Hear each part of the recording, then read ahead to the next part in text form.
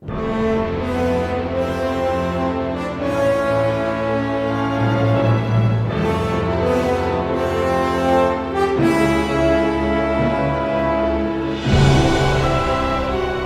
an interesting anagram that I was told about today called FART, which is short for feature, action, resource, and time when it comes to video games. Can you explain that? Like, I was in a meeting and very clever people were pointing out that we were running out of time, money, budget. Everything was going down the tubes. And a man who's much smarter than me, he said, like fart. And he drew it and he said, you have resources or time, you have action, features, and in the middle you have action, fart. And then what he did is he said, it stinks. No one likes it. No one wants to admit that we have to do it. No one wants to live with the consequences. No one is polite about it. But actually, the big fart is what we currently have to deal with. And the thing about computer games, right, they went through three different life cycles, getting boring for a minute. The first life cycle were nutters who wore jumpers. What do you call jumpers in America? Jackets with patches on their elbows, and they had like terrible hair. the old school English professors, yeah. And they sat there in their rooms with like valves and buttons, and they went, I love making computer games. And they made triangles, squares, and dots. So they made them on their own. They were lunatics. No one understood them.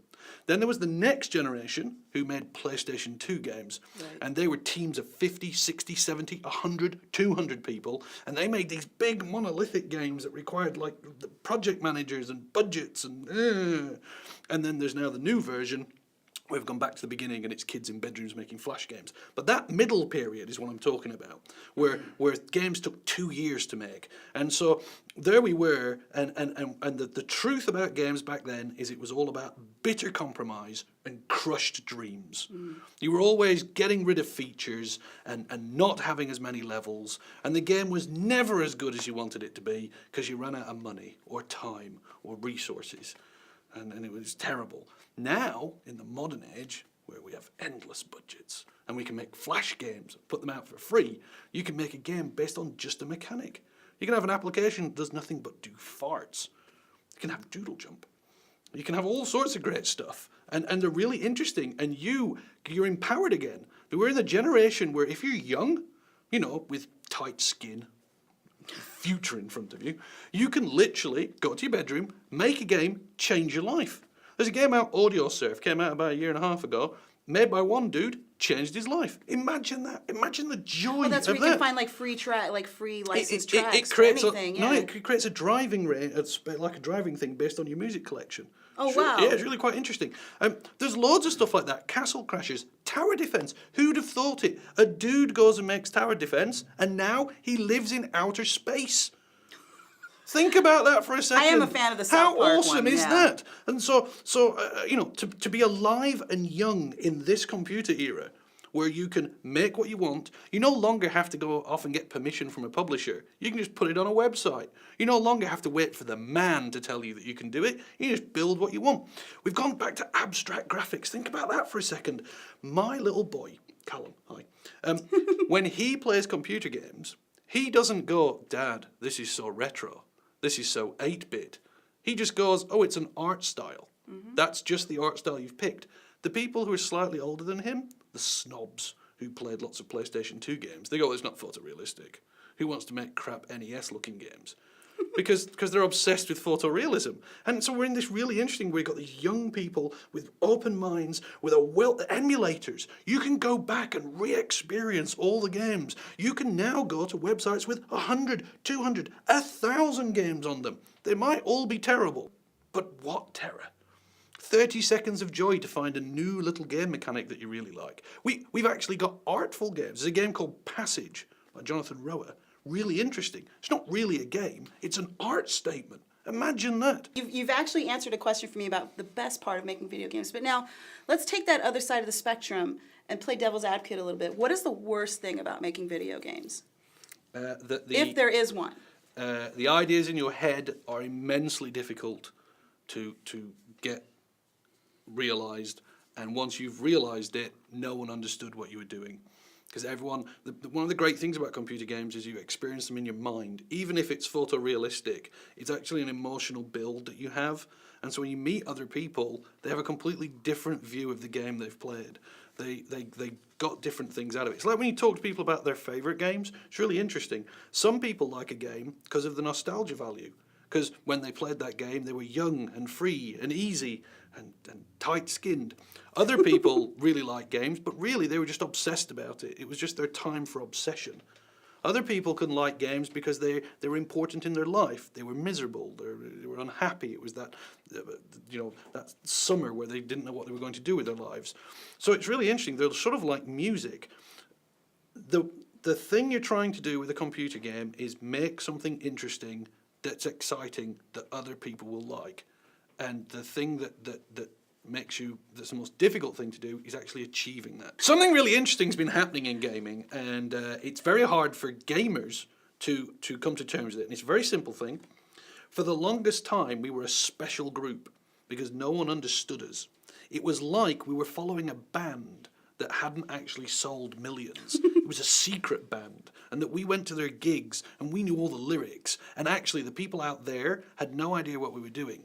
But then something's happened over the last couple of years where actually we've gone mainstream. And so being a gamer is no longer as super secret and exclusive as it used to be. Now everyone's a gamer. In fact, we do research. People who identify themselves as gamers and say, yeah, I'm a gamer. They play about 19, 20 hours a week on average. People who actively say, I am not a gamer, when you ask them what they do, end up playing 14, 15 hours a week. And so you've got this whole group of people who actively say they don't game, but do. Albeit through apps and through Flash and through Facebook games and Farmville, things like that. And then you've got this other group of people who for years were quite happy being the only people who understood how a console worked and why it was important to hold the controllers and why getting a Japanese import Xbox really mattered and why it was more important to play the original version and not that Final Fantasy, that Final Fantasy. And they feel very, very upset that people go around now and say, well, I play games. And you go, really? What do you play? I play Farmville. Then what we do is we attack them. Bowie, isn't it? It's the children that we spit on as they try to make their way are immune to your... Very nice David Bowie quote. Thank you, yeah. Yes, but they're quite aware of what's going on. Breakfast Club for the win. What is your take on the whole rating system with video games? I mean, is it relevant? Is it necessary? Or, are we going too far? I think ratings have a basis as informing adults in what they should and shouldn't be doing. Adults, on the other hand, have a burden, which is pay attention to the ratings and actually apply them. Otherwise, you can't blame your child for it. There are certain things about the rating system that I find weird. Certain societies and countries seem quite reactionary to it. I don't really understand Australia's bizarre view on what they think is and isn't relevant. I also don't understand some of the media's reaction.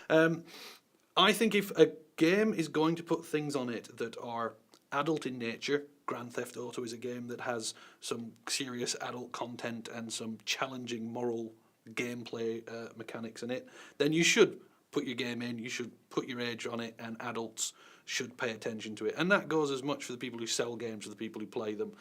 I would say to any adult who is concerned, play the game. Mm-hmm. Have a look at it. Talk to your child. Explain it. And if in any doubt, play Star Wars Lego. I love that game. Who doesn't love Star Wars Lego? Well, now taking it just one step farther, how far is too far in video games as far as content? 604 miles. It's definitely too far. I would never do that. How far is too far? If you're going to market your game correctly, for instance, some of the dubious Japanese games that are sold behind curtains. Well, like Replay and stuff like that. If you're going to go and do that, but you're going to go to the courtesy of saying, this is tacky, terrible, tawdry stuff, don't buy it unless you expect to be shocked, I think you're fine. If you're trying to sell it under false pretenses and then go, and it's got cow murder in it, then you should be ashamed of yourselves and probably bottled. Now, you bottled means you hit somebody in the face. Oh, sorry, yeah, Manchester. Now, you did mention that you have a son. Are there some games that you will absolutely, he will never see the light of day in your home? He will never play Grand Theft Auto until he's 16. He's actually a really interesting education. When he was about to arrive on the planet, I went up into the attic and I got down all my old consoles. And then when he was born, he was running around. I got him to play the consoles in sequential order.